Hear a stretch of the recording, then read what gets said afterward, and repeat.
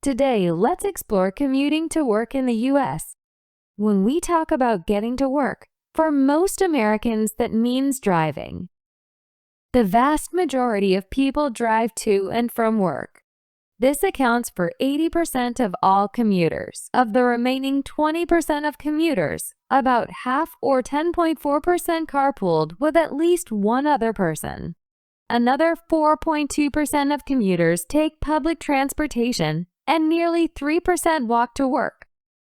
The only real exceptions at the state level to this high driving rate are Washington, D.C., where only 39% drive, and New York, where 56% drive to work. For every other state, at least 70% of all commuters are driving. The rate for the state of New York is 56%, but that changes when you look at the data at the county level. Of the 62 counties in New York, 50 of them have over 70% of the population driving to work. For the remaining 12 counties, almost all in the greater New York City metro area, and the rates are much lower. Within the 5 boroughs of New York City, it is most likely you will drive to work if you live on Staten Island, 53%, and is least likely if you live in Manhattan, where only 6% drive to work. The states with the highest use of public transportation are more urban and have a more developed bus and subway system or commuter light rail and trains coming in from the suburbs than states that are more smaller towns and rural areas.